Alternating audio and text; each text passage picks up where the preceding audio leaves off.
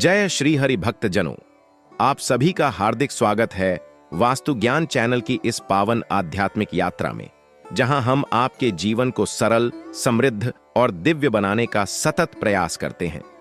आज हम चर्चा करेंगे श्रावण मास की उस महाशक्तिशाली तिथि की, जो केवल व्रत और उपवास की दृष्टि से नहीं, बल्कि संतान सुख, पुण्य लाभ और धन वैभव की प्राप्ति के लिए भी अत्यंत शुभ और प्रभावशाली मानी गई है।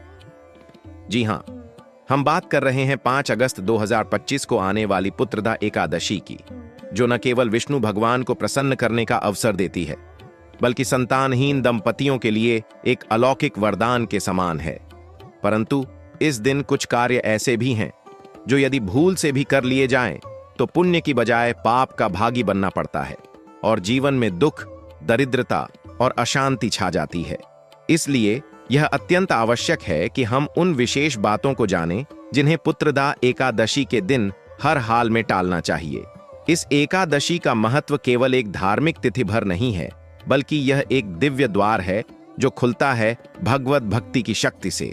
और यदि कोई इस दिन श्रद्धा, नियम और संयम के साथ व्रत करता है, तो न केवल उसे पुण्य की प्राप्ति होती है, बल्कि विष्णु भगवान की कृपा से जीवन के समस्त संकट समाप्त हो जाते हैं।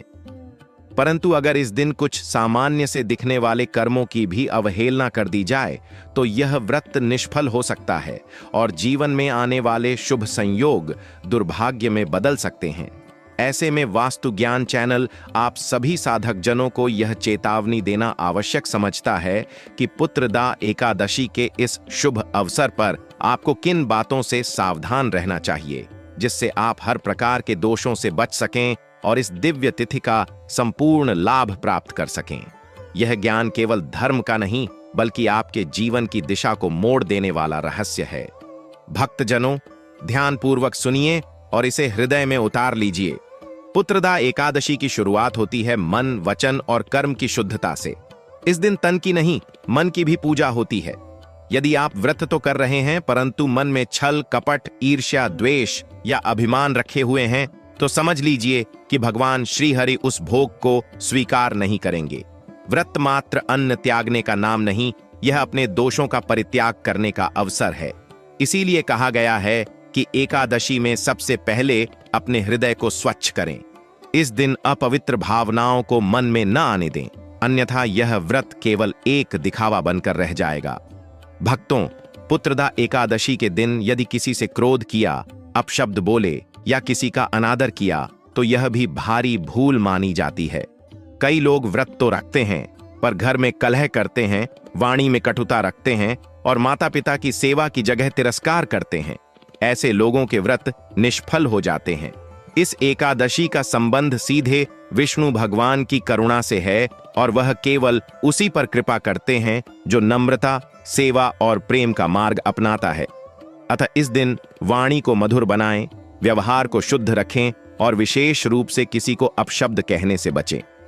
वास्तु ज्ञान के इस दिव्य मंच से हम बारंबार निवेदन करते हैं कि पुत्रदा एकादशी केवल पूजन या कथा तक सीमित नहीं है, यह जीवन की संपूर्ण साधना का दिवस है। इस दिन पवित्रता का विशेष महत्व होता है। स्नान में गंगा जल का प्रयोग करें, घर में साफ सफाई रखें, विशेषकर पूजा स्थान को सुव्यवस्थित करें, शयन कक्ष में पवित्र वस्त्रों का प्रयोग करें और ध्यान रहे कि इस दिन नीले, काले या लाल रंग के कपड़े नहीं पहनने चाहिए। ये रंग एकादशी तिथि की ऊर्जा के विपरीत प्रभाव डालते हैं।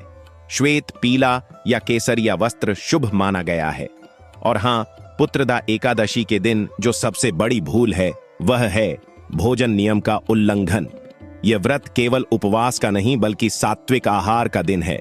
कई लोग सोचते हैं कि उन्होंने अनाज नहीं खाया तो व्रत हो गया, लेकिन भूलवश वह प्याज, लहसुन या तामसिक भोजन कर लेते हैं। यह व्रत का अपमान है।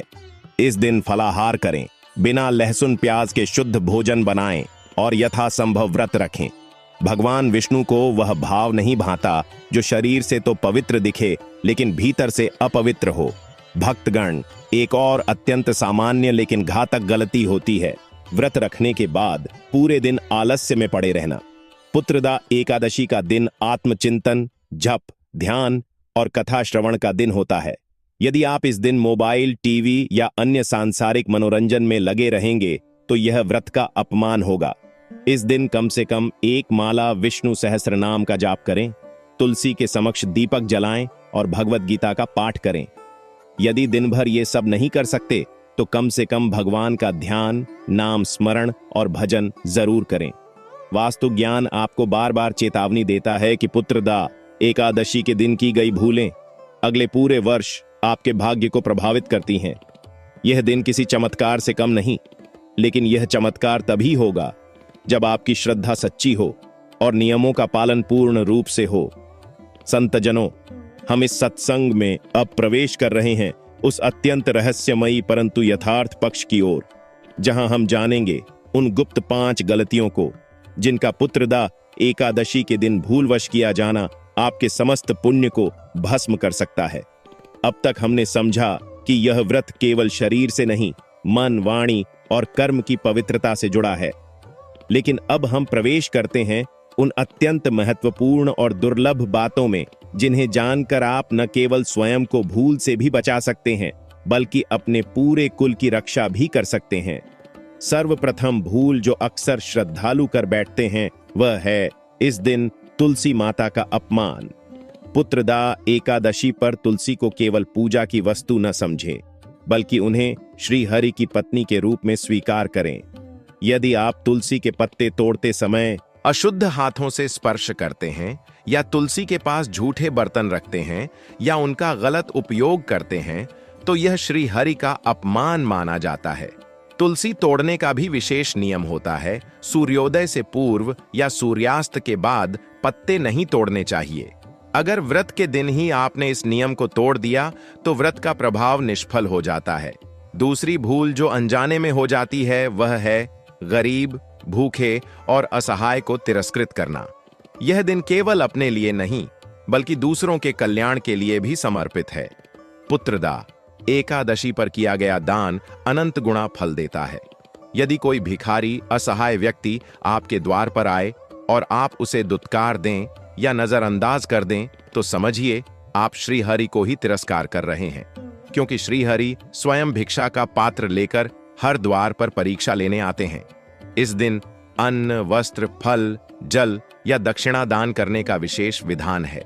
जो इस दिन दान नहीं करता उसका पुण्य अधूरा रहता है। तीसरी भूल विवाद और कलह का बीज बोना।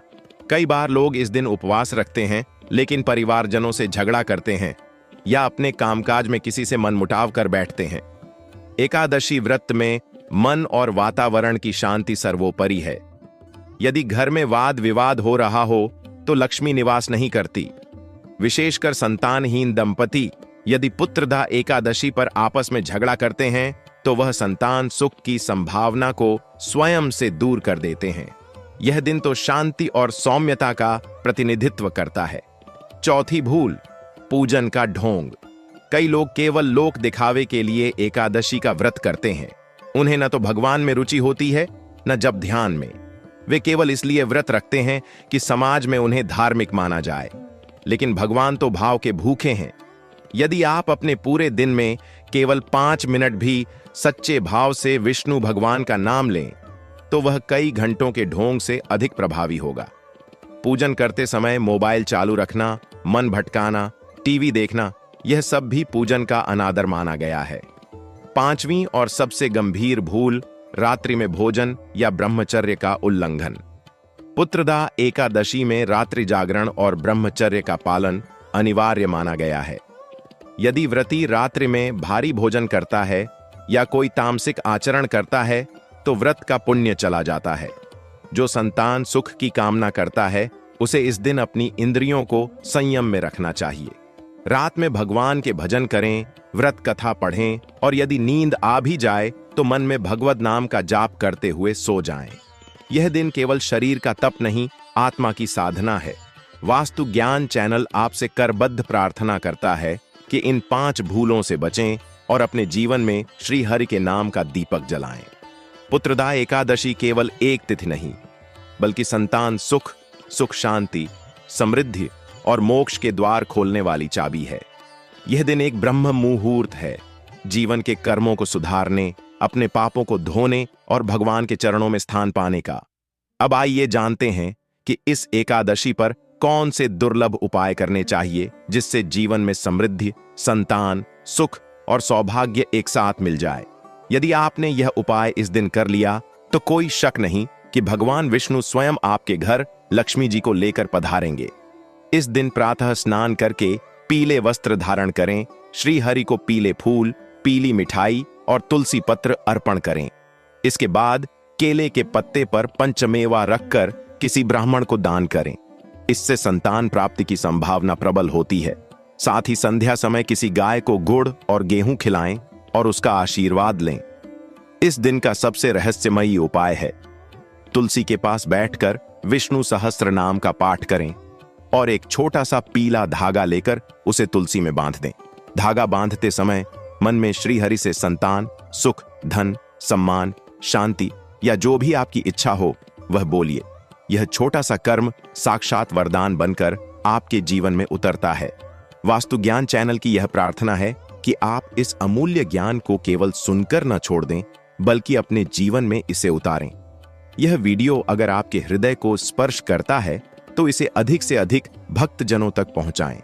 इसी में हमारा उद्देश्य पूर्ण होगा। जय श्री हरि। साधक जनों, आपने अब तक जाना कि पुत्रदा एकादशी के दिन की जाने वाली 5 भयानक भूलें कौन सी हैं जो संतान सुख, वैभव और पुण्य को दूर कर सकती हैं। आपने सुना कि यह दिन केवल उपवास नहीं बल्कि आत्मिक जागरण और आत्मशुद्धि का अवसर है। अब इस अंतिम भाग में आइए सुनते हैं पुत्रदा एकादशी की वह पौराणिक कथा जो इस व्रत की दिव्यता को सिद्ध करती है। साथ ही जानेंगे एक ऐसा दिव्य रहस्य जो आज भी लाखों साधकों के जीवन में चमत्कार कर रहा है। पुरातन काल में महिष्मती नामक एक प्रसिद्ध नगरी थी। वहां महिजित नाम का एक धर्मात्मा राजा राज्य करता था। वह राजा बुद्धिमान, न्यायप्रिय और प्रजा को अपनी संतान के समान मानने वाला था, किंतु उसका एक ही दुख था कि वह निः संतान था। राजा ने अनेक यज्ञ, तप और ब्राह्मणों को दान दिया, लेकिन संतान सुख उसे प्राप्त न हो सका। निरंतर मन में दुख और संताप रहने लगा। एक दिन वह अपनी प्रजा के बीच बैठकर रोने लगा कि मेरे तो कोई उत्तराधिकारी ही नहीं, मेरा वंश तो समाप्त हो जाएगा। राजा की व्यथा जानकर उनके मंत्री, पुरोहित और दरबारी सभी चिंतित हो उठे। उन्होंने विचार किया कि ऐसे किस तपस्वी, महात्मा या आर्षि के पास चलें जो इस संकट का समाधान दे सके। वे सभी जंगलों, आश्रमों और तीर्थों में घूमे और अंततः एक तपोबल से संपन्न तेजस्वी मुनि लोमश के पास पहुंचे। राजा ने उन्हें प्रणाम कर अपनी स्थिति बताई। मुनि ने ध्यान लगाया और दिव्य दृष्टि से राजा के पूर्व जन्म को देखा। उन्होंने बताया कि हे राजन, पूर्व जन्म में तुम एक वैश्य थे। तुम्हें बहुत धन था, लेकिन तुम लोभी थे। एक बार तुम्हें एक कुएं पर एक प्यासा ब्राह्मण मिला, किंतु तुमने उसे पानी न पिलाकर वहां से भगा दिया। उसी पाप के कारण इस जन्म में तुम निःसंतान हो। राजा अत्यंत दुखी हुआ और मुनि से पूछा, हे मुनि, क्या कोई उपाय है जिससे मैं इस जन्म में संतान सुख प्राप्त कर सकूं? मुनि लोमश ने कहा, हे राजन, श्रावण मास के शुक्ल पक्ष की पुत्रदा एकादशी का व्रत करो। भगवान विष्णु का पूजन कर पुण्य कार्यों में लीन रहो। ब्राह्मणों को अन्न वस्त्र दान दो और तुलसी के समीप बैठकर श्री हरि के नाम का जप करो। यदि श्रद्धा और नियम से यह व्रत करोगे तो अवश्य ही संतान सुख प्राप्त होगा। राजा महिजित ने मुनि के कहे अनुसार पुत्रदा एकादशी का विधि पूर्वक व्रत किया। कुछ ही समय में रानी गर्भवती हुई और एक सुंदर तेजस्वी पुत्र का जन्म हुआ। संपूर्ण राज्य में आनंद छा गया। तभी से यह व्रत पुत्रदा एकादशी के नाम से प्रसिद्ध हुआ और इसे संतान प्राप्ति के साथ साथ समस्त मनोकामना पूर्ति का दिन माना गया। भक्तगणों, यह केवल एक कथा नहीं, यह दिव्य प्रमाण है उस विश्वास का, उस श्रद्धा का जो एकादशी के दिन की जाती है। यह केवल राजा महिजित की नहीं, आज के युग के अनेक भक्तों की भी सच्ची कहानी है। वास्तु ज्ञान चैनल पर हमने ऐसे कई भक्तों की अनुभूतियां साझा की हैं जिन्होंने पुत्रदा एकादशी पर एक एक नियम का पालन कर चमत्कारिक परिणाम पाए हैं। किसी को संतान की प्राप्ति हुई, किसी को नौकरी, किसी को मकान, किसी को पारिवारिक सुख और किसी को धन की वर्षा। अब अंत में एक अत्यंत गुप्त लेकिन प्रभावशाली उपाय जो आप पुत्रदा एकादशी के दिन कर सकते हैं। प्रातःकाल जब स्नान कर लें तो श्रीहरि के सामने बैठकर एयूएम नारायणाय नमः मंत्र की एक माला जपें। फिर एक चांदी या तांबे के पात्र में थोड़ा सा कच्चा दूध, चावल और तुलसी पत्र रखकर विष्णु भगवान को अर्पित करें। इसके बाद उसी पात्र को घर की तिजोरी में रख दें। यह उपाय धन, संतान और सौभाग्य को खींच कर लाता है। एक और चमत्कारी उपाय यह है कि रात को तुलसी के पास दीपक जलाकर एयूएम वासुदेवाय नमः का जाप करें और प्रार्थना करें, हे श्रीहरि, मुझे संतान, सुख और भक्ति का वरदान दो। यह छोटा सा उपाय करोड़ों समस्याओं का समाधान बन सकता है। वास्तु ज्ञान चैनल आज फिर आपको याद दिलाता है कि पुत्रदा एकादशी कोई साधारण तिथि नहीं, बल्कि भाग्य बदलने वाली आध्यात्मिक चाबी है। यदि आपने यह वीडियो यहां तक देखा है तो आप निश्चित रूप से श्रीहरि की कृपा के पात्र हैं। अब समय है इस ज्ञान को दूसरों तक पहुंचाने का। आपसे करबद्ध प्रार्थना है कि इस वीडियो को हर उस व्यक्ति के साथ साझा करें जिसे संतान, सुख शांति या धन संपत्ति की कामना है। अब जब आपने जाना कि 5 अगस्त पुत्रदा एकादशी पर गुड़ और काले तिल का गौमाता को अर्पण करना कितना प्रभावशाली है, तो आइए इस अंतिम भाग में बात करें उन प्रश्नों की जो आप जैसे जागरूक दर्शकों के मन में उठते हैं। ये प्रश्न केवल जिज्ञासा नहीं है, बल्कि वे ब्रह्म ज्ञान की ओर बढ़ते आपके कदम हैं। और वास्तु ज्ञान चैनल का कर्तव्य है कि वह आपके हर प्रश्न का उत्तर धर्म, तर्क और शास्त्र के आलोक में दे। पहला प्रश्न जो बार बार आता है, अगर मेरे आसपास गौमाता नहीं है या मैं शहर में रहता हूं तो क्या मैं यह उपाय नहीं कर सकता? उत्तर, बिल्कुल कर सकते हैं। अगर आपके पास गाय को प्रत्यक्ष रूप से खिलाने का अवसर नहीं है तो आप किसी निकटवर्ती गौशाला को जाकर वह सामग्री भेंट करें। यदि वह भी संभव नहीं हो तो आप एक थाली में गुड़ और तिल रखकर भगवान विष्णु को अर्पित करें और मन ही मन संकल्प लें कि हे प्रभु, जब भी अवसर मिलेगा मैं इसे गौ माता तक अवश्य पहुंचाऊंगा। शास्त्रों में भावना को सर्वोपरि बताया गया है। भावना तु फलप्रदा। सही भावना ही सच्चा फल देती है। दूसरा प्रश्न, क्या यह उपाय केवल एकादशी के दिन ही करना चाहिए? उत्तर, एकादशी के दिन यह उपाय अत्यधिक फलदायी होता है, लेकिन यदि आप इस क्रिया को हर शुक्रवार या महीने की किसी एक शुभ तिथि जैसे अमावस्या, पूर्णिमा या प्रदोष पर भी करें तो इसका प्रभाव बना रहता है। विशेषकर यदि आप इसे एक नियमित आदत बना लें कि हर एकादशी को गौमाता को गुड़ तिल अर्पित करेंगे तो यह धन आकर्षण का स्थायी केंद्र बन जाएगा। तीसरा प्रश्न, क्या स्त्रियां भी यह उपाय कर सकती हैं? उत्तर, बिल्कुल। पुत्रदा एकादशी स्त्रियों के लिए तो और भी अधिक शुभकारी है, क्योंकि यह व्रत संतान सुख, वैवाहिक सुख और घर में लक्ष्मी के वास के लिए विशेष रूप से प्रभावशाली माना गया है। स्त्रियां यदि इस दिन व्रत रखकर यह उपाय करें तो उनका सौभाग्य चिरस्थायी होता है। शास्त्रों में देवी अनुसुईया, कुंती और द्रौपदी जैसी नारियों ने भी एकादशी व्रतों के माध्यम से दिव्यता प्राप्त की थी। चौथा प्रश्न, क्या इस उपाय के साथ अन्य कुछ जोड़ें जिससे प्रभाव और तीव्र हो? उत्तर, हां। आप इस दिन तुलसी के पौधे के पास एक दीपक जलाकर उसमें थोड़ा सा तिल का तेल डालें और 11 बार एयूएम विष्णवे नमः का जाप करें। साथ ही घर के ईशान कोण में कमल गट्टे की माला रख दें। इससे देवी लक्ष्मी की स्थायी कृपा प्राप्त होती है। यदि संभव हो तो इस दिन 11 पत्तों पर राम नाम लिखकर पीपल के वृक्ष पर चढ़ा दें। यह भी अत्यंत प्रभावशाली प्रयोग है। यदि आपको हमारी यह आध्यात्मिक प्रस्तुति पसंद आई हो तो चैनल को सब्सक्राइब करें, बेल आइकन जरूर दबाएं ताकि हर एकादशी, पूर्णिमा, अमावस्या और व्रत त्योहार पर मिलने वाला दिव्य ज्ञान आप तक तुरंत पहुंच सके। दोस्तों, वास्तु ज्ञान चैनल आपको कभी भी गलत जानकारी नहीं देता है। आपको हमेशा उचित और सटीक जानकारी इस चैनल पर हमेशा मिलेगी।